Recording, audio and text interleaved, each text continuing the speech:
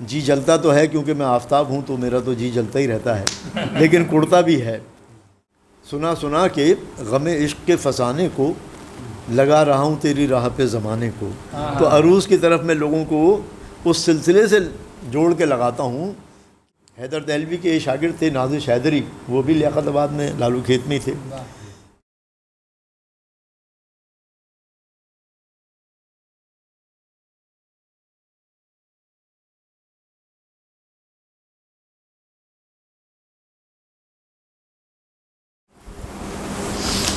جی تمام احباب کو تسلیمات، سلام، آداب اور مکالمت اور مخاطبت کے لیے حسنین مظہری صاحب کا تعارف تو خیر آپ سے میں کیا کراؤں گا کہ آپ اپنا تعارف ہوا بہار کی ہے۔ ڈاکٹر صاحب کے تعارف کے طور پر میں ضرور، ظاہر ہے انسان کی بہت سی تخلیقات ایسی ہوتی ہیں کہ جو اس کا حوالہ بنتی ہیں، اور کسی کی، اور ڈاکٹر صاحب کی بہت سی ایسی تخلیقات ہیں جو ان کا حوالہ ہیں، اور آپ نے یقیناً سن رکھا ہوگا سجاد کی زبان سے۔ سجاد بہت اچھے سنگر ہیں، سجاد علی۔ ہر ظلم تیرا یاد ہے، بھولا تو نہیں ہوں، اے وعدہ فراموش میں تجھ سا تو نہیں ہوں۔ تو وہ آج آپ نے اس شاعری کے خوبصورت تخلیقار کو بھی دیکھ لیا ہے، ڈاکٹر آفتاب مستر صاحب، بہت محبت آپ کی، بہت، اور اسی زبان سے، سجاد علی کی زبان سے آپ نے تم ناراض ہو، کیا عمدہ نظم ہے، کیا خوبصورت اس کی شاعری ہے، اور ایسی کیفیت بھری کہ اب اس کی جو کمپوزیشن ہے ڈاکٹر صاحب، میں اگر اس کو دیکھتا ہوں جہاں وہ کہتا ہے تم کے بعد ناراض کا درمیانی فاصلے میں جو کہہ جاتا ہے، مجھے لگتا ہے کہ وہ جو فاصلہ ہے شاید وہ الگ سے ایک نظم ہے، یعنی وہ نظم جو ابھی کہنا تھی یا جو ابھی سر قرطاس نہیں آئی، اس خاموشی میں وہ نظم تھی۔ تو میں اب ڈاکٹر صاحب سے مخاطب ہوں گا، اور ان کی شخصیت کی، ان کی فنی ادبی کچھ پرتیں جو ہے وہ انشاءاللہ کھولنے کی جو ہے وہ کوشش کریں گے، اور کچھ میں عرض گزاروں گا۔ ڈاکٹر صاحب ہم آپ سے یہ پوچھنا چاہیں گے کہ آپ نے اپنا ادبی سفر جو ہے وہ کب آغاز کیا، یعنی کن سے متاثر ہو کر آپ نے شعری دنیا میں قدم رکھا، اس کے حوالے سے کچھ رہنمائی ہماری اور کچھ ہمیں کچھ معلومات۔ اچھا چلیے جی، اعوذ باللہ من الشیطان الرجیم، بسم اللہ الرحمن الرحیم، ربی یسر ولا تعسر وتمم بالخیر، صدق اللہ العظیم۔ حسنین مظہری صاحب نے اس چیز کا اظہار کیا اور جو تعارف کرایا، تو مظہری کیونکہ ظہر سے اس کا جیسے کہ خود یہ عربی دان ہیں، تو اس اظہار میں جو ظہور پذیر ہوا ہے معاملہ، مظہری کے ساتھ ان مظاہر کا مظاہرہ اب ہونے جا رہا ہے۔ تو اس کے مادہ جو اظہار کا ہے، اگر میں تقویم کا کوئی لفظ ذہن میں آئے تو سب سے پہلے تو احسن تقویمی آتا ہے کہ ہم نے انسان کو ایک خوبصورت انداز پہ پیدا کیا ہے۔ تو اس تقویم سے، یعنی کہ کیلنڈر کو ہم تقویم کہتے ہیں، تو اگر میں تھوڑا سا ٹائم مشین میں پیچھے جاؤں تو مجھے کم از کم 1976 سے شروع ہونا پڑے گا۔ کیا بات ہے۔ ویسے تو شاعر کا جو کیس ہے وہ بچپن سے 55 تک بگڑا رہتا ہے، تو میں بھی کچھ بچپن سے ہی اس کا شکار رہا، کیا سلیقہ ہے، اور شعر کا حملہ میرے لڑکپن میں ہی مجھ پر ہو گیا تھا۔ واہ واہ واہ۔ تو پھر عقدہ یہ کھلا اور حویدہ یہ ہوا کہ تمہارا میدان جو ہے وہ شاعری ہے۔ واہ۔ کچھ 1976 کا میں اگر سال دیکھوں یا سن دیکھوں تو پہلا مشاعرہ میں نے 1976 میں پڑھا کراچی کی، اور اس وقت میری عمر میرا خیال ہے 17 سال ہوگی۔ تو جس طرح محمود غزنوی نے 17 حملوں کے بعد سومناتھ کا مندر فتح کیا، تو 17ویں سال میں نے بھی ایک حملہ شاعری پہ کر دیا۔ تو ڈاکٹر صاحب آپ بتا سکتے ہیں وہ اس حملے کے سپہ سالار اس وقت مشاعرے کے صاحب صدارت کون تھے؟ اچھا دیکھیے، میں عرض کرتا ہوں، میں اگر اس کو ریکال کروں آپ کی اس بات کو تو مجھے پھر جھانکنا پڑے گا اس محفل میں اور اس بزم میں۔ جی ایک عجیب اتفاق تھا کہ وہ جب میں نے مشاعرہ پڑھا لیاقت آباد، جس کو عرف عام میں لالو کھیت کہا جاتا ہے، اور ہم سے تو لالو کھیت ہی نکلتا ہے، تو ہم کیونکہ وہ لالو کھیتی ہیں کہ وہ کہتے ہیں کہ انسان لالو کھیت سے جو ہے ہجرت کر جائے تو انسان لالو کھیت سے نکلتا ہے، انسان میں سے لالو کھیت نہیں نکلتا، تو ہم میں سے وہ نکلتا نہیں ہے کم وقت، پھر کے اس کا ذکر آ جاتا ہے۔ اور میں نے عرض کیا کہ اگر میں اس کو اس طرف جا کر جھانکوں تو یہ حویدہ ہوتا ہے کہ ہمارے ایک کمال شاعر تھے، ربائی کہنے میں ان کو ایسا ملکہ حاصل تھا کہ فی البدی ربائی، ایک تو ربائی خود ایک صنف ایسی، اور پھر اس کو فی البدی کہہ دیتے تھے، تو ان کا نام تھا راغب مراد آبادی۔ اب آپ نے یاد کیا کرایا، میں نے اس لیے مجھے پتا تھا کہ اس وقت مشاعرے میں کوئی عام اور پھر 17 سال کی عمر میں ڈاکٹر صاحب پڑھ رہے ہیں اور کوئی بڑا۔ جی میں عرض کرتا ہوں، تو ہمارا ایک اور دوست، اب تو خیر مزاحیہ شاعری کرنے لگے ہیں، وہ خالد عرفان، تو شاید مجھے یاد آتا ہے کہ خالد عرفان جو ہے اس کی نظامت کا فریضہ ادا کر رہے تھے، لیکن وہ برائے نام ہی تھے۔ وہ میں نے دیکھا کہ ایک سوٹڈ بوٹڈ آدمی، اور عجیب یعنی کہ یقیناً مجھے حیرت ہوئی کہ لیاقت آباد کے اس ایرا میں کہ جب سوٹ بوٹ بہت 5 اسٹار ہوٹلوں میں کوئی شاعر پہن کے جاتا تھا، تو وہ سوٹڈ بوٹڈ ایک ہمارے، تو میں نے دیکھا کہ جو کوئی خالد عرفان یا ناظم، اگر وہ خالد عرفان نہیں بھی تھے تو کوئی ناظم جو بھی تھا، جو اس کا مجھے شاید اب اس وقت یاد نہیں آ رہا، تو میں قیاس کر رہا ہوں کہ خالد عرفان ہی تھے، تو میں اگر پڑھ کے گیا ہوں تو جس زمین میں نے غزل پڑھی ہے، حسنین مظہری صاحب کو جب وہ ناظم بلاتا تھا تو اس کے آتے آتے تک، اٹھ کے یہاں تک آنے تک، راغب مراد آبادی صاحب اسی زمین میں جو کوئی پڑھ کے گیا ہے اس کے نام کے ساتھ اس کو بلا لیتے تھے، یعنی کہ منظوم نظامت ہو رہی تھی۔ اچھا، ہم بڑے حیران، یعنی کہ آپ مجھے وہاں لے گئے، کیا وہ باتیں جب شروع ہوں گی تو بس وہ کیا بات ہے ڈاکٹر صاحب، ابھی انشاءاللہ چلتی رہیں گی۔ میں پڑھ رہا تھا آپ کی کتاب میں کما حق ہوں تو اس سے استفادہ نہیں کر سکا اپنی طبیعت کی ناسازی کی وجہ سے، لیکن میں نے جتنا پڑھا اور اس کو میں بہت اس پہ غیر معمولی طور پر اس کو میں نے محسوس کیا چیزیں کہ آپ دیکھیں اتنے بڑا دبستان کا حوالہ کہ آپ جناب فدا خالدی صاحب، جی وہ بے خود دہلوی صاحب کے جانشین ہیں، اور بے خود دہلوی داغ کے شاگرد ہیں، ذوق کے شاگرد ہیں، ذوق شاہ نصیر کے شاگرد ہیں، شاگرد نہیں ہیں، شاگرد تو ہزاروں تھے، جانشین ہیں، جانشین ہیں۔ تو کیا بات ہے، اتنا بڑا حوالہ، تو وہ جب آپ فدا خالدی صاحب جیسی بڑی اور خوش قامت شخصیت کے تلمذ آپ نے طے کیا، تو وہ کون سا سن تھا اور کب کیسے یہ ہوا کام؟ بس میں اگلا پڑاؤ وہیں آ رہا تھا، اور پھر جب کہ اس وقت میں جب آپ شاگرد ہونے کا ارادہ رکھتے تھے، اس وقت اور بہت سے لوگ ایسے تھے کہ یعنی ایک سے بڑھ کر ایک، اور کیا ان میں ایسی چیز تھی کہ آپ نے انہی کو انتخاب کیا؟ جی میں عرض کرتا ہوں اس پہ، آپ نے بہت ساری باتیں اس میں ماشاءاللہ، اور دیکھیے وہ کہکشاں آباد تھی کراچی کی ادبی منظرنامے میں، جس کا فقدان دیکھ کر یعنی کہ جی کڑتا ہے، جی جلتا تو ہے کیونکہ میں آفتاب ہوں تو میرا تو جی جلتا ہی رہتا ہے، لیکن کڑتا بھی ہے۔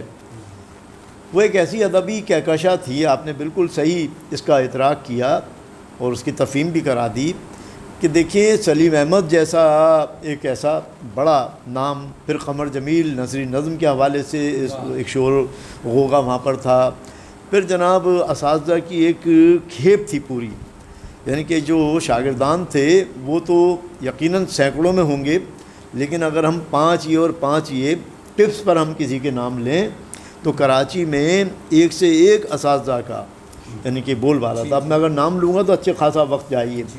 تو میں مختصراً عرض کرتا ہوں اجمالاً کہ میرا 76 میں جو مشاعرہ جو میں نے پڑھا پہلا، تو وہ میں نے آپ کو اجمال بتایا اس کا. تو راغب صاحب خود ایک عروض کے یعنی ٹھیک ٹھاک عروضدان آدمی تھے. اور ربائی کے لیے تو بہت ضروری ہے پھر. جی ربائی کے تو جتنے اوزان ہاں، ہیں ربائی کے لیے تو یقیناً وہ تو اتنی دسترس ہونا جی جی اور ان کی دستگاہ ایسی تھی. میں نے بتایا کہ میں اپنے بیٹے کے لیے گیا، بیٹا پیدا ہوا، بیٹی میری پیدا ہوئی، تو ہم سے محبت کرتے تھے. میں بھی کیونکہ عروس سے تھوڑا بہت شغف رکھتا تھا، تو وہ کہتے تھے بھی نوجوانوں میں سب سے زیادہ تم محنت کر رہے ہو اور انشاءاللہ تم نام بناؤ گے وغیرہ وغیرہ دعائیں. جیسے میں نے آپ سے کہا، ابھی میں ڈاکٹر صاحب سے مخاطب تھا نیچے، اور ڈاکٹر صاحب نے کہا ویسے تو مظہری میں 10 بجے سو جاتا ہوں، اور اس پہ بات ہوگی تو شب بھر چلتی ہے. ہاں میں بالکل ایسے ہی کرتا ہوں. اتنا ان کا دل. جی عروض میرا جو ہے وہ جذباتی شعبہ ہے. تو میں بڑی خندہ پیشانی سے عروض کے معاملات کو، لوگوں کے سوال سنتا ہوں، لیکچر ڈیلیور کرتا ہوں، اور پھر میں سوال جواب کے سیشن بھی رکھتا ہوں جو میں چاہوں گا ابھی بھی ہوگا اگر آپ کے پاس وقت ہو. تو میں یہ عرض کر رہا تھا کہ سنا کے غم عشق کے فسانے کو لگا رہا ہوں تیری راہ پہ زمانے کو. تو عروض کی طرف میں لوگوں کو اس سلسلے سے جوڑ کے لگاتا ہوں کہ ہمارے جو استاد محترم تھے حضرت فدا خالدی دہلوی، تو ان کے مقابل اگر کوئی شخصیت تھی جیسے میں نے بتایا تو راغب صاحب تھے. ایک اور استاد تھے حیدر دہلوی کے شاگرد تھے نازش حیدری، وہ بھی لیاقت آباد میں لالو کھیت میں تھے. تو اس پوری کہکشاں میں ہماری نظر وہاں کیوں گئی اور کیوں پڑی، یہ بھی ایک طویل واقعہ ہے. یہ یعنی کہ وہ اتنے واقعات کا سلسلہ ہے. ہاں تو میں وہ اس کو بہت کوشش کر رہا ہوں کہ میں اجمالاً کچھ پیش کر سکوں. آپ نے ہمارے پاس پوچھنے کا بہت کچھ ہے، کم وقت میں زیادہ آپ نے بات ایسی چھیڑ دی. جب استاد کا ذکر آتا ہے تو میں واقعی جذباتی بھی ہو جاتا ہوں. میرا ان سے روحانی تعلق اب بھی ہے. مجھے ان کی آنکھیں ابھی بھی چھت پہ نظر آتی ہیں جب میں شعر کہہ رہا ہوتا ہوں تو کوئی نگرانی کر رہا ہوتا ہے میری. اور حقیقت یہ ہے تو وہ عروض ہی اصل میں اس کا محرک اور منبع ثابت ہوا. ہوتا یہ تھا کہ میں جب کوئی 11 سال کی عمر کا ہوں گا کم و بیش، تو نونہال جو حکیم سعید صاحب کا ادارہ، محمود احمد برکاتی صاحب وغیرہ اس کی مجلس ادارت میں تھے، وہ ہمارے گھر ہر مہینے اخبار جو آتا تھا اس میں آ جاتا تھا کیونکہ مجھے پڑھنا ہوتا تھا. تو میں یہ دیکھتا تھا ٹائٹل، ایک دو صفحے میں نے اس کے پلٹے شروع کیے اور پھر میں چلے جاتا تھا آخر پہ. تو آپ لوگ اگر نونہال ہمدرد نونہال سے واقف ہیں یقیناً تو آپ کے علم میں یہ بات ہوگی، اور اب یہ اس کا اعادہ بھی ہو جائے گا، ریکال ہو جائے گی بات، کہ میں آخر میں اس کی آتی تھی لغت. جو الفاظ اس میں کہیں مشکل آ جاتے تھے اس رسالے میں پارٹیکولر، تو اس کی لغات آتی تھی آخر میں. تھوڑے میں پلٹ کے اور پھر وہاں چلا جاتا تھا. تو یہ میرے اندر کچھ پہلے سے صورتحال موجود تھی. لغت نویسی تو بعد میں آئی. لغت کا اور عروض کا کچھ میرے اندر بچپن سے ہی تھا معاملہ. میں نے کہا نا کہ شاعر کا جو کیس ہے وہ بچپن سے اور 55 تک بگڑا ہی رہتا ہے. تو آج میں 67 سال کا ہوں لیکن ابھی بھی بگڑا وہی ہوں میں. تو اس لحاظ سے تو وہ رئیس امروی صاحب کا پھر قطع آتا تھا جنگ میں، اخبار جنگ میں. اب وہ میں دیکھتا تھا قطع جو آتا ہے تو میں گنتا تھا کہ یار یہ 4 مصرے ہیں. پہلے مصرے میں بالفرض 12 لفظ ہیں، دوسرے میں وہ 10 ہی رہ گئے، تیسرے میں پتہ چلا کہ 15 ہو گئے. میں کہتا تھا یار یہ کیا کاؤنٹنگ ہوتی ہے، یہ کیسے ہوتا ہے کم؟ یعنی عروض کا سفر کیسے یہ میں سے نکلتا ہے کہ تو یہاں سے کنفیوژن اور حیرت یہاں سے شروع. ہاں تو اب وہ تشکیق اور حیرت ہی جو اصل میں تحقیقات کا ہاں بھٹکا بھی دیتی ہے اور راہ پہ لگا بھی دیتی ہے. تو خیر یہ محرک بنا. اور ہمارے استاد اس وقت راغب صاحب اور دیگر تو تھے ہی. استاد کا تخصیص اور اختصاص یہ تھا کہ زید بخاری صاحب، جوش صاحب، ذوالفقار علی، ہاں زید بخاری ریڈیو کے سب سے اہم آدمی، پطرس صاحب کے بھائی. تو خیر تو اب وہ ہمارے استاد کا اختصاص یہ تھا کہ وہ زمانہ تھا منشی فاضل ادیب فاضل کورس کا. جیسے آپ کے یہاں درس نظامی ہے تو اس میں عروض پہلے پڑھایا جاتا تھا، محیط الدائرہ اور متن الکافی. وہ اب ہٹ گئی ہے، اب تو منشی فاضل ادیب فاضل بھی نہیں ہوتا. تو میرے استاد محترم بے خود دہلوی کے جانشین تو تھے ہی، دہلی سے منشی فاضل ادیب فاضل وہاں سے کر کے آئے ہوئے تھے. تو یہاں پر منشی فاضل ادیب فاضل میں ایک پیپر عروض کا بھی ہوتا تھا. جیسے اب سائنس کا بچہ جو ہے وہ اردو پڑھ رہا ہے بیچارہ مجبوری میں، تو وہاں ان کو پاس کرنے کے لیے عروض پڑھنا پڑتا تھا. تو ہمارے استاد وہاں عروض پڑھاتے تھے 50s میں. تو جب میرے ساتھ یہ معاملہ ہوا تو جب میں نے تجسس کیا اور جستجو میں لگا تو پتہ چلا بھائی فدا صاحب جو ہیں وہ، تو یہ ایک بڑا واقعہ ہے، میں اس کو مختصر کر کے بتا رہا ہوں. تو یہ میری آغاز تو لغت بینی اور قطعات میں یا شعر میں وہ کاؤنٹنگ کرنا، وہ عروض کی بنیاد بن گیا. واہ یہ ہوا. کیا بات ہے. اور ڈاکٹر صاحب میں آپ سے پوچھنا چاہوں گا کہ میں ظاہر پڑھتے ہوئے اس چیز کو میں بہت حیران ہوا کہ آپ کی شخصیت کی تخلیقات میں بہت تنوع نظر آتا ہے. یعنی کچھ شاعر ایسے ہیں کہ غزل میں اگر ان کی ایک غزل معروف ہو گئی اور وہ پھر غزل ہی لکھتے چلے جاتے ہیں، اور اس کے ساتھ اگر ان کی کسی کوئی نظم نگار ہے، نظم معروف ہوگی تو ان کا رجحان بالکل نظم کی طرف چلا جاتا ہے. یعنی جس شاعر کو جس تخلیق میں جس صنف میں عزت مل جاتی ہے وہ اسی میں چلتا چلا جاتا ہے. جبکہ میں آپ کے یہاں دیکھ رہا ہوں کہ اگر آپ کی غزل پڑھتے ہیں تو لگتا ہے یہ صرف غزل ہی کے اچھے شاعر ہیں، نظم پڑھتے ہیں تو لگتا ہے یہ نظم کے سب سے اچھے شاعر ہیں، ہائیکو پڑھتے ہیں تو کہتے ہیں کہ پاکستان میں سب سے بڑی ہائیکو یہی لکھ رہے ہیں. تو اتنی ڈائمنشن، اتنا تنوع تخلیقات میں، اور وہ بھی پھر ناقص طریقے سے نہیں، ایسا جامع اور کامل طریقے سے ہمیں نظر آتا ہے. ڈاکٹر صاحب اس کے پیچھے کیا چیز ہے کہ آپ تمام اصناف کو لے کے چل رہے ہیں اور پھر ان کے ساتھ ان کا حق ادا کر رہے ہیں، اور جہاں کوئی غزل پکڑتے ہیں اگر وہ ردیفی غزل ہے، محاوراتی غزل ہے کہ جس میں میں نے چند چیزیں دیکھیں کہ اس میں محاورے ہی محاورے، یعنی زبان نظر آنا چاہیے کہ یہ محاورہ اگر آپ نے ردیف باندھا لیا ہے تو آپ اسی کے ساتھ کہ جو یعنی دبستانوں میں جو محاورے استعمال ہیں عین اس کے مطابق استعمال کرتے ہیں. اتنا اہتمام اور ہر تخلیق میں اہتمام، یہ کیسے سفر ہوا؟ اس کے بارے میں بات کریں. دیکھیے میں عرض کرتا ہوں، اس پہ تو ایک مصرع ہی مجھے فوراً ذہن میں تازہ ہو گیا کسی کا کہ ثبات صرف تغیر کو ہے زمانے میں. واہ. تو تغیر اور ویریشن ہی اصل میں آپ کی ثابت قدمی اور آپ کے ثبات کا باعث بنتا ہے. واہ. پہلی بات تو یہ ہو واہ. گئی. جیسا آپ نے فرمایا کہ ایک ہی راستے پر چلتے ہوئے اگر کہیں شہرت مل جائے تو پھر اس کی ہی سحر میں آ جاتا ہے آدمی، اسی ٹرانس میں رہتا ہے. میرے ساتھ ذرا سا معاملہ شروع سے ہی مختلف ہے. یعنی کہ آپ یوں سمجھ لیجئے کہ میرا پہلا شعری مجموعہ جو مجھے شاعری کرتے ہوئے میرے خیال کوئی 20 سال تو ہو گئے تھے، 15-20 سال. تو پہلا مجموعہ ہی میں ہائیکو کا لایا. جی کیسی ہے؟ کراچی کی ادبی فضا میں.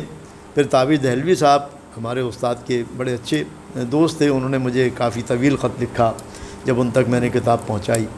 تو انہوں نے کہا بھائی آپ غزل کے پختہ شاعر ہیں، فدا صاحب کے شاگرد ہیں، دہلی دبستان کے آپ نمائندہ ہیں، تو آپ کی غزل بھی اس مزاج کی تھی تو آپ کو پہلے غزل کا مجموعہ لانا چاہیے تھا.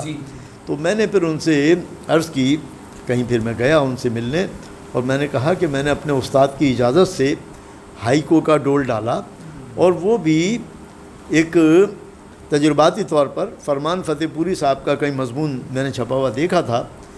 یہ دیکھ کر مجھے لگا کہ میں اس پہ ذرا طبع آزمائی کروں.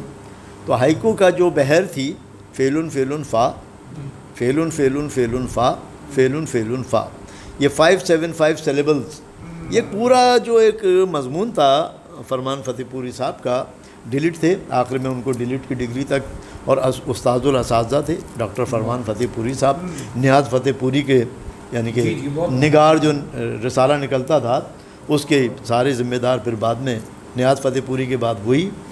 تو ان کے مضمون کو میں نے پڑھ کے کوشش کی اور پھر وہ ہائیکو کی طرف ذہن چلا گیا. اس وقت تک میں نے ہائیکو کے مشاعرے بھی نہیں پڑھے تھے. اس کو دیکھ کے میں شروع ہوا، اور پھر جب وہ کچھ ہو گئیں تو پھر میں نے سوچا کہ میں جاپان کونسلیٹ بھیجوں کہ اس پہ کچھ لکھ دیں. تو شیگی یوکی اتاکا صاحب اس وقت جاپان کلچرل سینٹر کے، نام ذرا دوبارہ اگر میں بتاتا ہوں، شیگی یوکی اتاکا، جبکہ جیپنیز میں ہم اس کو بولیں گے شیگی یوکی آتاکا سینسei۔ تو وہ میں نے ان کو بھیجا تو انہوں نے مجھے ایک شاید ہائیکو سے وہ اتنے متاثر ہوئے جو جاپان پر پہلا ایٹم بم گرنے کے تناظر میں تھا۔ انہوں نے کہا بھائی یہ تو ہمیں لکھنا چاہیے تھا، یہ کرب آپ لکھ رہے ہیں۔ تو انہوں نے کہا کہ میں مضمون تو خیر لکھوں گا تو لکھوں گا، میں آپ کی ترجمہ کروں گا ہائیکو۔ تو انہوں نے جاپانی میں تو جاپانی میں انہوں نے وقت لے لیا مجھ سے ہائیکو، اس میں لگ رہا تھا وقت زیادہ، وہ کہہ رہے تھے میں پوری کتاب کی، تو میں نے کہا نہیں آپ چند بس کر دیجئے، تقریباً کتاب شائع ہونے کو ہے۔ تو انہوں نے پھر کچھ ہائیکو جو ہے میری جیپنیز میں ٹرانسلیٹ کی، اور میری کتاب سورج کے اس پار اس میں وہ شامل ہیں۔ پھر اسی بنیاد پر انہوں نے مجھے اعزازی طور پر جاپان کونسلیٹ سے جاپانی زبان کا کورس کروایا۔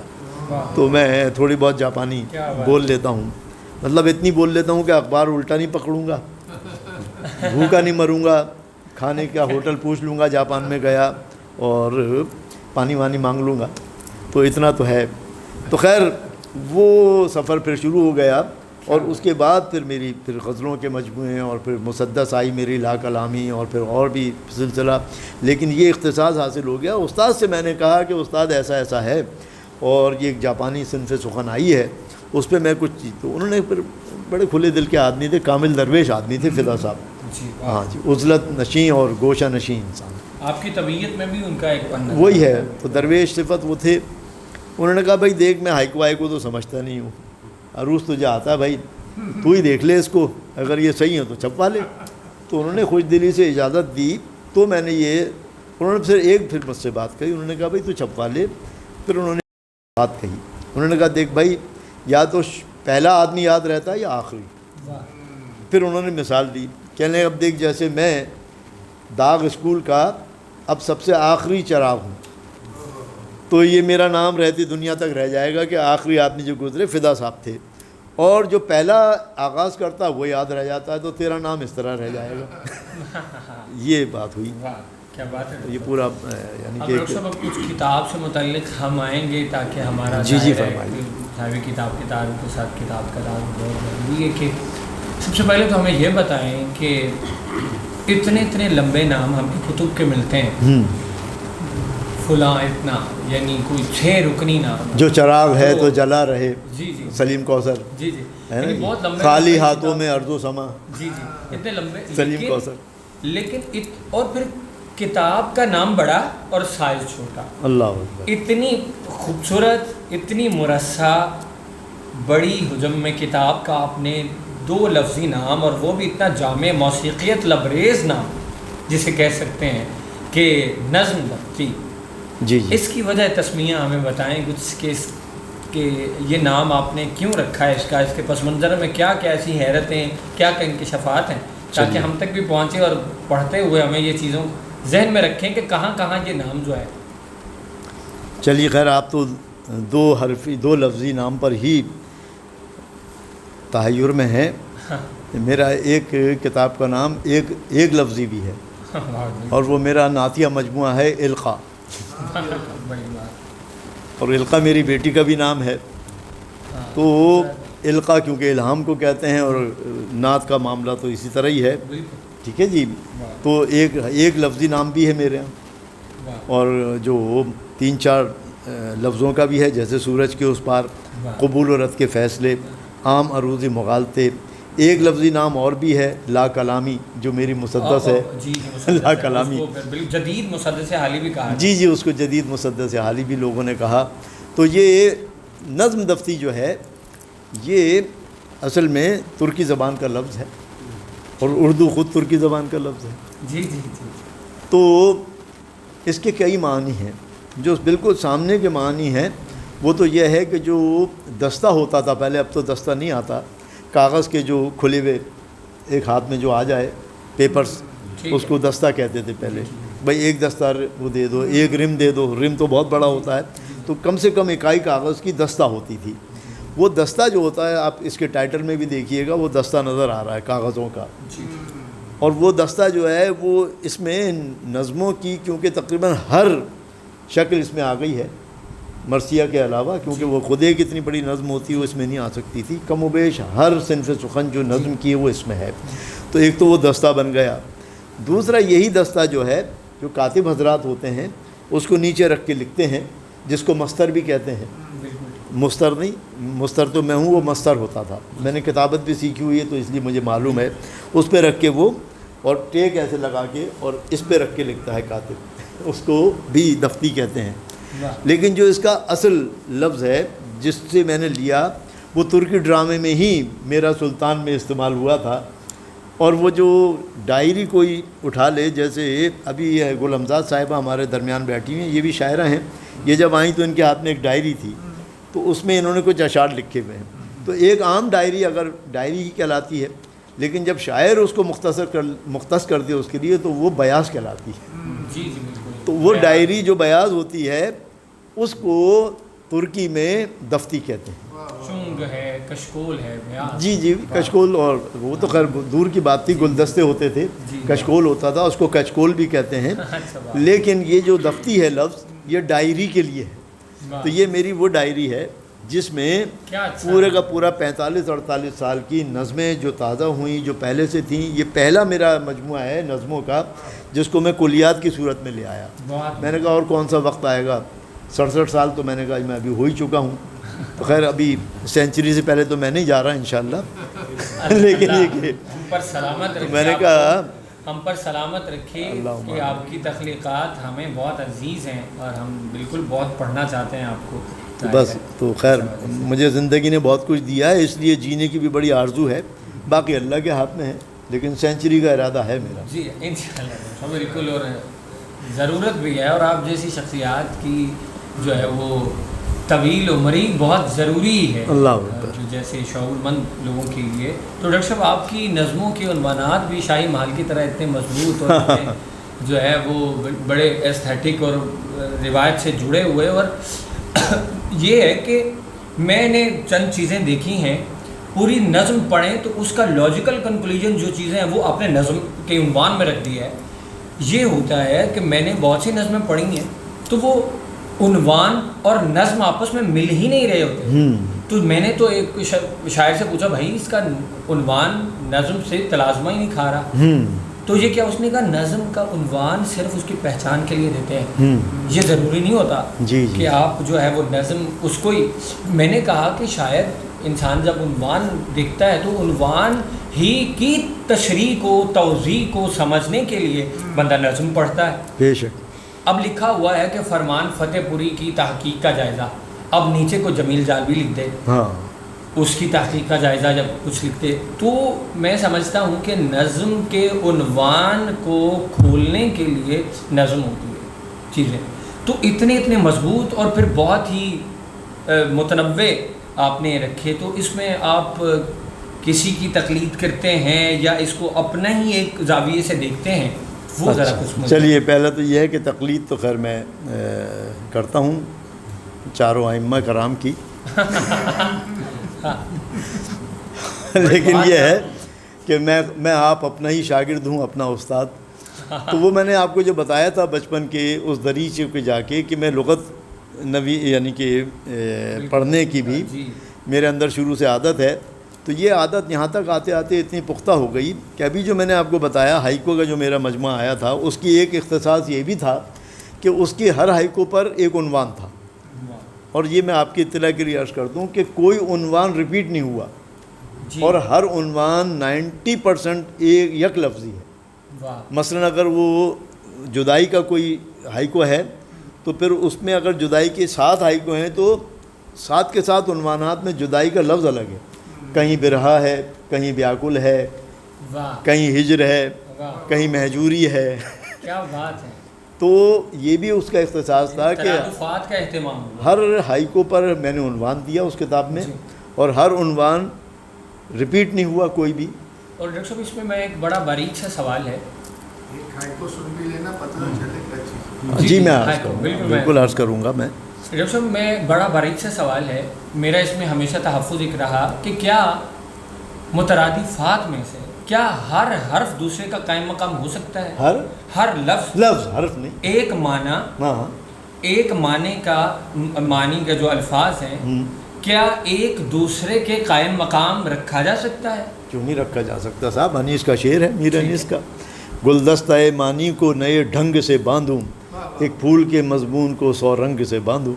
تو یہ تو اردو کی وسعت کا اور اردو کے انجذاب کا اور اردو کی لچک کا یہ کمال ہے کہ اس کو مترادفات تو ہم کہتے ہیں، اصل میں تو وہ مرادف ہے، مرادفات اتنے مل جاتے ہیں کہ یہ شاید انگریزی میں بھی کم ہی ہوگا یا کسی اور زبان میں، میرا شاید ناقص مطالعہ ہے، لیکن اردو میں اتنی صلاحیت ہے کہ وہ ایک، میں نے کہا نا کہ بقول میر ایک پھول کا مضمون ہو تو 100 رنگ سے باندھو، تو مل جاتے ہیں۔ اور ہمیں یہ کوشش کرنی چاہیے، کیونکہ اگر ہم یہ کوشش کریں گے تو یہ در حقیقت ہم اپنی زبان کو پھیلا رہے ہیں، اور پھر لگا کے سنا کے غم عشق کے فسانے کو لگا رہا ہوں تیری راہ پہ زمانے کو۔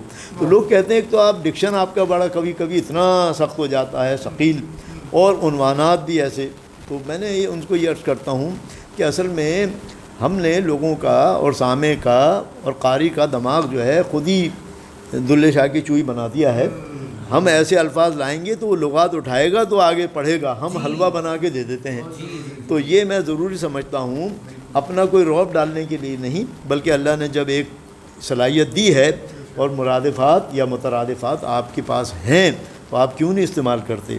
تو میرے ہاں آپ کو پرانے الفاظ جو ہے نئے انداز سے نظر آ جائیں گے، اور یک حرفی تقریباً اس میں بھی یک حرفی زیادہ، یعنی کہ یک لفظی عنوانات ہیں۔ آخری بات یہ کہ میں عنوان کو، اگر میں نے ہائی کو لکھا ہے یا ہائی کو لکھی ہے تو ہائی کو لکھنے سے زیادہ مشکل میں اس کا عنوان سمجھتا ہوں، کیونکہ اس عنوان کا رکھنا ہی اس ہائی کو کا یا نظم کا جسٹ اس میں ہوتا ہے، نیوکلیس ہوتا ہے، وہ اس کا مرکزہ ہوتا ہے۔ تو آپ دیکھیے ہمیں کتنے لفظ مل گئے ابھی بیٹھے ہوئے، مرکزہ اور نیوکلیس اور جسٹ۔ تو 2 الفاظ تو ہم نے انگریزی کی لے لی، تو اپنے اردو کا بھی تو تڑکا لگائیں نا بھائی۔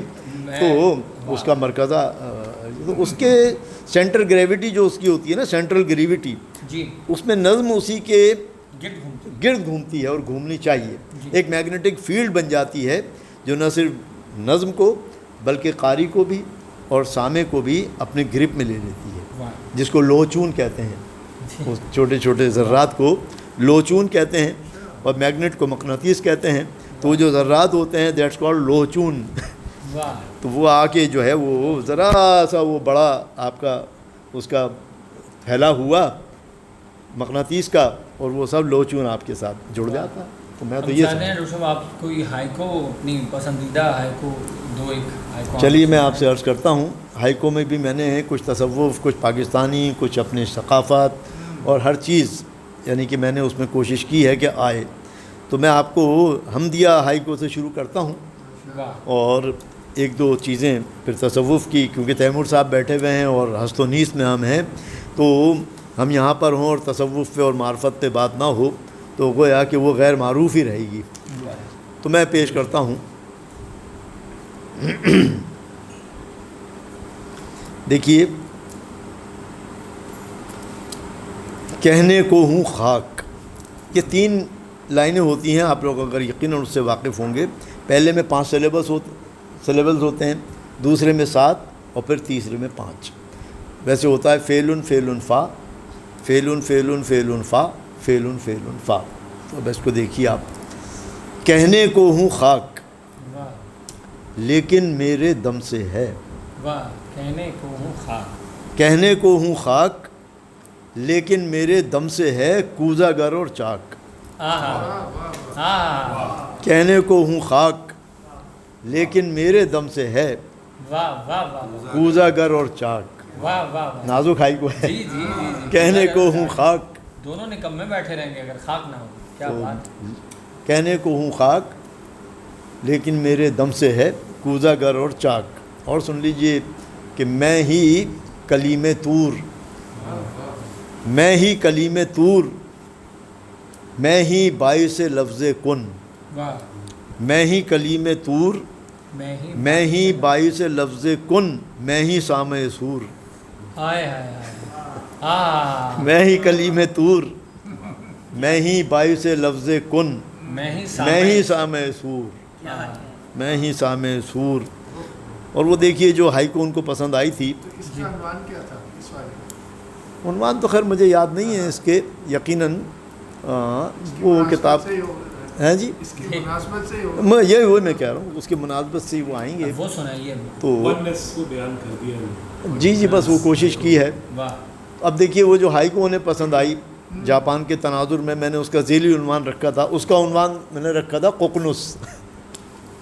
قاف قاف نون سین ققنس. ققنس. اچھا ققنس. اب دیکھیے نا یک حرفی یک لفظی عنوان ہے. یہ تو کوئی اہل زبان ہی ادا کر سکتا ہے. ققنس. اب دیکھیے ققنس کا جو تاریخی پس منظر ہے، ایک ایسا خیالی پرندہ جب اس کی موت کا وقت قریب آتا ہے تو وہ جا کے پہاڑ کی بڑی اونچی چوٹی پر بیٹھ جاتا ہے اور اپنے گرد جو ہے وہ تنکے جمع کرتا ہے، اس میں خود بیٹھ جاتا ہے. اور اس کی جو منقار ہوتی ہے، منکار. بیک یعنی کہ چونچ، اس میں 365 سوراخ ہوتے ہیں دونوں طرف سے. اور پھر وہ ایک ایسا راگ جو ہے اس سے برآمد ہوتا ہے جو دیپک ہی ہوگا یقیناً. دیپک راگ ہے چاہت اپنی کاہے سنائیں تمہیں. تو یہ جو وہ ہے یہ خیالی پرندہ، تو وہ ققنس جو ہے، ققنس نر اور مادہ نہیں ہوتا اس میں، تو اس کی نسل کیسے آگے چلتی ہے. تو وہ جب اس میں بیٹھ جاتا ہے پھر وہ راگ گانا شروع کرتا ہے، یعنی کہ آواز نکالنی. اس سے پھر وہ دیپک راگ جو ہے برآمد ہوتا ہے. اور اس کی تاثیر تیمور صاحب سے زیادہ کون جان سکتا ہے کہ وہ پھر شعلہ ایک اٹھتا ہے اور پھر وہ جو تنکے ہیں وہ اس میں آگ لگ جاتی ہے، وہ اسی میں جل کے بھسم ہو جاتا ہے. اور پھر کہتے ہیں کہ جب بارش کا پہلا قطرہ جس کو ہم آب نیسا کہتے ہیں وہ جب اس کے اوپر پڑتا ہے تو پھر ایک انڈا اس میں سے برآمد ہوتا ہے، اس میں سے پھر ایک ققنس برآمد ہوتا ہے. تو جاپان کے ساتھ بھی یہی ہوا. ہیروشیما اور ناگاساکی میں 6 اور 9 اگست کو جو ایٹم بم گرایا گیا تو ققنس کو میں نے عنوان یہ سوچ کے رکھا. اب دیکھیے ققنس کا جو عنوان تھا، ایک عنوان کے پس منظر میں کیا کتاب ہے. اب دیکھیے واہ. وہ تھا کہ امریکہ نے جو بم گرایا تھا وہ تو اس کو تباہ کرنے کے لیے، اور ایسا ہوا بھی. ہیروشیما ناگاساکی میں آج تک جو ہے اسی عنوان سے میری ایک نظم بھی ہے، وہ اس میں بھی ہے، اس کا نام عنوان بھی ققنس ہے، وہ پڑھیے گا آپ، طویل نظم ہے. اچھا جی سنیے اب آپ. وہ ہائیکو تھی اور اس کا ققنس کے بعد ذیلی عنوان تھا جاپان پر پہلا ایٹم بم گرنے کے تناظر میں.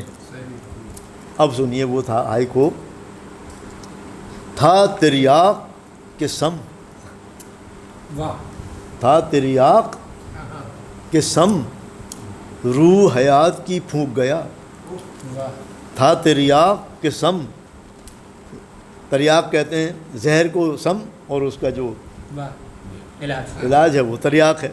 تو اب دیکھیے اس نے تو سم سمجھ کے پھینکا تھا، ادھر تریاق بن گیا. تھا تریاق کے سم روح حیات کی پھونک گیا پہلا ایٹم بم. اور ترقی وہ رائز کر گیا وہاں سے بھائی، انہوں نے تو برباد کرنے کے لیے وہ رائز کر گیا. اور آج جاپان نے ان کی بڑی بڑی فرم بند کروا دی ہیں گاڑیوں کے، اور اس کے سب چائنا اور جاپان نے سب بند کروا دیے ہیں. وہ پنجابی میں کہتے ہیں کہ وہ بم کھا کر سٹینڈ ہو گئے ہیں، یہ بنا کر بزنس. ہاں تو یہ ہے. تو یہ دیکھیے یہ ہائیکو، اس کو انہوں نے اتنا مطلب دل پہ لیا شیگی اوکی عطا کا. بعد میں وہ مسلمان ہو گئے. ابو الخیر کشفی ڈاکٹر جو ہیں ان کے وہ داماد ہیں، بھانجی سے شادی کی انہوں نے آس پاس سے اپنی ان کی. وہ اردو پڑھنے آئے تھے یہاں پر، تو بہترین اردو ہے شیگی اوکی عطا کا. ان کا اسلامی نام ہے عظمت عطا کا. واہ. ڈاکٹر صاحب اب آخری سوال آپ سے یہ کرتے ہیں ہم، آخر میں غزل ضرور سنیں. جی غزل میں ضرور سنیں گے. کہ ظاہر ہے کہ لوگ ہیں کہ وہ ان کو کچھ تو ماتروں پہ لکھتے ہیں، اچھا سوال ہے. ماتروں پہ لکھتے ہیں، اور کچھ لوگ جتنا قروض انہیں پتہ ہے یا انہیں کانوں پڑا ہوائی طور پہ، انہوں نے جانچا نہیں، چند بہور جو ان کے ذہن میں کسی نہ کسی طریقے سے پہنچی اسی پر وہ لگے رہے. انہوں نے اس فن میں آنے کی کوشش نہیں کی، چونکہ ظاہر ہے کہ جب انسان کو یہ غزل کہتا ہے، کثیر تعداد اسی کی ہے، وہ معروف ہو جاتی ہے، وہ دوسری غزل کی طرف توجہ دیتا ہے، لیکن اپنے ذہن کو اس میتھمیٹیکلی کام سے بہت دور رکھتا ہے کہ ہم نہیں پڑھتے. اس کی وجہ یہ ہے کہ ڈاکٹر صاحب جو عروضی ہوتے ہیں یا تو وہ عروض میں صرف فعل فعول بحر مدید میں جمیل میں رمل میں وافر میں حزج میں رجز میں انہی میں پھنسے رہتے ہیں، تختی میں لگے رہتے ہیں، شعر کی جمالیات کا جنازہ ہو جاتا ہے. بہت سے عروضی دیکھنے کو ملے، لیکن آپ کے یہاں عروض آپ کی دسترس میں نظر آتا ہے، آپ پر حاوی ہوتا نظر نہیں آتا. یعنی آپ کی تخلیقات کی جمالیات اپنی جگہ بالکل کھڑی رہتی ہے. اس درجہ قوی عروضی ہونے کے باوجود بھی آپ کی شعری جمالیات پر اس کا جو ہے وہ کوئی اثر نظر نہیں آتا کہ وہ جمالیات متاثر ہوئی ہوں.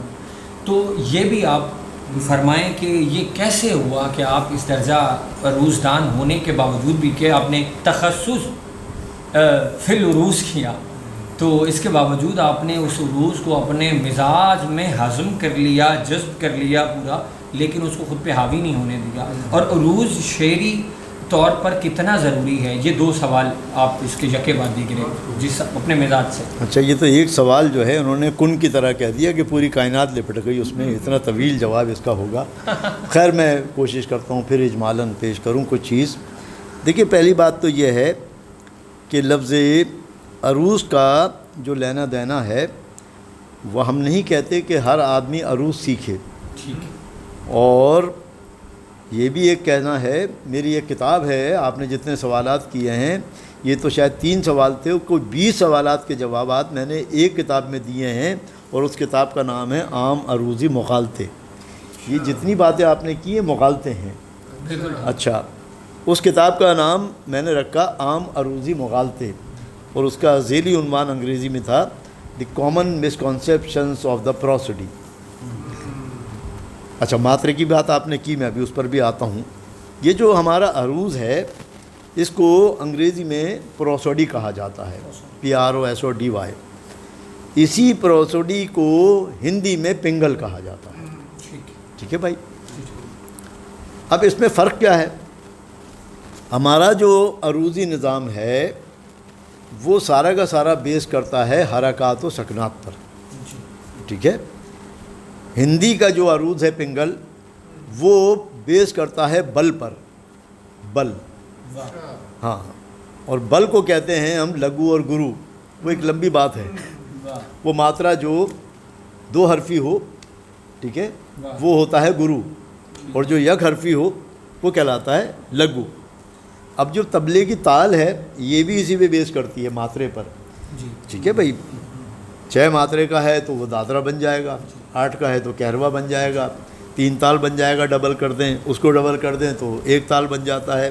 پھر جھپتال ہے 10 ماترے کا ہے نا جی. مغلائی ہے، روپک جس کو کہتے ہیں، 7 ماترے وہاں آ جاتے ہیں. تو یہ جو بانٹ ادھر ہوئی ہوئی ہے طبلے میں در حقیقت وہ ماترا ہے. اور جو انگریزی کا پروسوڈی وہ کھڑا ہوا ہے اسٹریس ان اسٹریس پر. اس کو ہم کہتے ہیں سلیبل کاؤنٹنگ.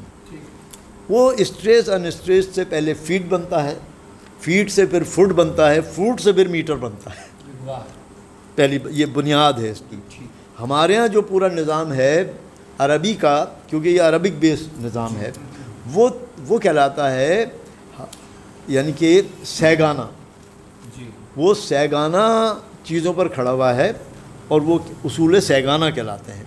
اس میں 2 والا سبب کہلاتا ہے، 3 والا وطد کہلاتا ہے، اور پھر 4 اور 5 والا حرکات سکنات سے وہ فاصلہ صغرا اور فاصلہ کبرا کہلاتا ہے. اچھا، ہندی میں بھی یہی صورت حال ہے. جیسے میں نے بتایا، 1 حرفی اگر ہے تو وہ سلیبل کا، کیونکہ یہ کہنا ہے کہ کم سے کم جو مقدار آپ کے منہ سے نکلے دیٹس کالڈ سلیبل. یا اب جیسے ہندی آپ نے بھی سیکھی ہوئی، بتایا میں نے بھی سیکھی ہوئی ہے، آ ای ای او او اے اے کے. جاپانی میں بھی یہی ہے، آ ای او اے او، تا تی تو تے تو، ما می مو میں مو. یہ تو ہندی کے سور ہو گئے. یہ سور ہے نا، وینجن بھی کہلاتے ہیں، ادھر سے وہ وینجن ہے، یہ سور ہو گئے. اچھا جی، اب دیکھیے یہی سلیبل کاؤنٹنگ اردو کی بنیاد بنی، اور عربی سے لے کے جب یہ عروض گیا فارس میں، جب محکوم قوم ہوتی ہے کوئی، عربی سے فارس میں گیا، وہاں گیا جب عرب نے یعنی ایجاد عرب کی ہوئی. یاد، اور پھر خلیل بن احمد البصری الفراہیدی جس کا پورا نام جو ہے وہ ابو عبد نام الرحمن، ہے. آپ تک خلیل نحوی سنا ہوا. جی جی، ابو عبد الرحمن خلیل بن احمد البصری الفراہیدی یہ پورا نام ہے اس کا، جس نے عروض جو ہے وہ وضع کیا. چلیے، تو عروض کی جو کاؤنٹنگ ہے وہ ہمارے یہاں مختلف ہے، ادھر مختلف ہے، ادھر مختلف ہے. جب یہ فارس میں گیا تو یہاں سے جو 15 بحریں تھیں، 15 میں 3 کا اضافہ اور ہو گیا تو کتنی ہو گئیں؟ 18. اور ایک اس کے شاگرد نے نکالی، اخفش نے، تو یوں ہو گئیں 19 بحور. اور یہ 5 دائروں میں جو ہے وہ محصور ہیں. اچھا، اب ان 5 دائروں میں جو، اب میں عروض تو پڑھا نہیں رہا اس وقت، لیکن میں آپ کو اس کا تھوڑا سا انٹروڈکشن دے رہا ہوں. تعارف ہمیں ضروری. تو یہ ضروری نہیں ہے. عام عروضی مغالطے میں نے پہلا جملہ یہیں سے شروع کیا کہ بھئی سب سے پہلا مغالطہ تو آپ یہ دور کر لیں کہ فن جو ہے وہ ثانوی ہے، فکر جو ہے مقدم ہے. یعنی کہ شعر نظر آتی ہے آپ. جناب یہی بات ہے. تو فکر جو ہے یعنی تھاٹ وہ اوپر ہے، تقدم اس کو حاصل ہے، اور فن جو ہے جس کو ہم عروض کہتے ہیں وہ دوسرے مرحلے پر آتا ہے. اب ہم یہ نہیں کہتے کہ عروض سیکھ کر آپ شاعری کریں، شاعری پہلے ہے، اس کی جانچ بعد میں ہے. اچھا، یہ نیچر کا طریقہ ہے، فطری طریقہ ہے. آپ خود اپنے آپ کو ذرا لے جائیں بچپن میں اور لڑکپن میں، تو جناب بچہ جو ہے مادری زبان جس کو آپ کہتے ہیں، بچہ زبان پہلے سیکھتا ہے، گرامر بعد میں سیکھتا ہے. تو بالکل ایسا ہی ہے کہ اگر کسی میں بلٹن ہے شاعری تو وہ شعر پہلے کہے گا. ہم یہ نہیں کہتے کہ عروض سیکھ کے شعر کہو، ہم کہتے ہیں کہ شعر